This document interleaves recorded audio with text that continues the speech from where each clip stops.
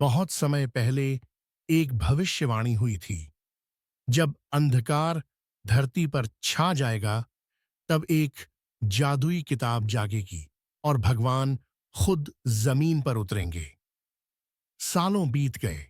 धरती पर नफरत और स्वार्थ बढ़ने लगे। इसी बीच एक छोटा सा गांव था, नयनगढ़, जहां एक 13 साल का लड़का आरव अपनी मां के साथ रहता था। आरव साधारण था, पर उसका दिल बेहद सच्चा था। एक तूफानी रात आरव जंगल में खो गया। तेज हवा, गरजती बिजली, और तभी उसकी नजर एक पुरानी गुफा पर पड़ी। गुफा के भीतर एक चट्टान के नीचे छिपा था एक पुराना बक्सा। बक्सा जैसे खुद बुला रहा हो। डरते डरते आरव ने बक्सा खोला। भीतर एक सुनहरी किताब थी, जिसके ऊपर उभरे शब्द चमक रहे थे। जिसने मुझे चुना वही है प्रकाश का वाहक। जैसे ही आरव ने किताब को छुआ, आकाश फटा, रोशनी गिरी और उसके सामने प्रकट हुए एक साधारण वृद्ध साधु, भगवान खुद। भगवान ने मुस्कुराकर कहा, बेटा, अब तुझे 3 परीक्षाओं से गुजरना होगा। सफल रहा तो धरती का अंधकार मिटेगा। पहली परीक्षा, भय से लड़ाई। किताब का पहला पन्ना खुला। आरव खुद को अंधेरी दुनिया में अकेला खड़ा पाया, जहां उसे सबसे प्रिय मां के खो जाने का सपना दिखा। लेकिन उसने हिम्मत नहीं हारी। उसने आंखें बंद की और दिल में मां की याद को जिंदा रखा। अंधेरा टूट गया। दूसरी परीक्षा, लालच का जाल। अब आरव को एक अद्भुत बाजार में पहुंचाया गया। सोना, महल, सेवक सब उसके इंतजार में थे।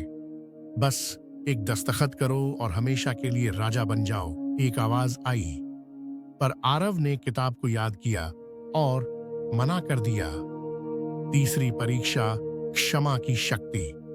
गांव के कुछ स्वार्थी लोग किताब चुराना चाहते थे। आरव चाहता तो उन्हें श्राप दे सकता था, पर उसने माफ कर दिया, क्योंकि भगवान ने कहा था, सच्ची शक्ति दया में है, बदले में नहीं। लेकिन कहानी यहीं खत्म नहीं हुई। जैसे ही परीक्षाएं पूरी हुईं, एक प्राचीन राक्षस कालनाग जाग गया। कालनाग ने किताब को हथियाने के लिए गांव पर हमला कर दिया। हर तरफ तबाही मच गई। आरव डगमगाया, वह डर गया।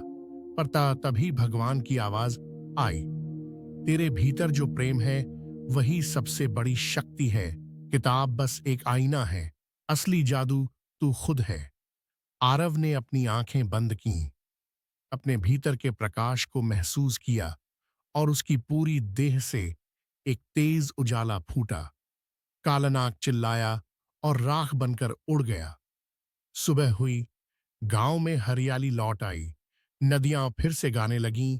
हवाओं में संगीत घुल गया। भगवान ने आरव के सिर पर हाथ रखते हुए कहा, तेरा दिल अब धरती का रक्षक है। ये किताब अब अगली पीढ़ी के लिए सोई रहेगी, जब तक फिर से जरूरत न पड़े। भगवान धीरे धीरे आकाश में समा गए और आरव अब सिर्फ एक बच्चा नहीं रहा था, वह खुद रोशनी का दूत बन चुका था। ऐसी मजेदार कहानियां सुनने के लिए हमारे चैनल अनोखा बचपन को लाइक और सब्सक्राइब करें। आपका एक लाइक हमें अच्छी कहानियां बनाने के लिए प्रेरित करता है।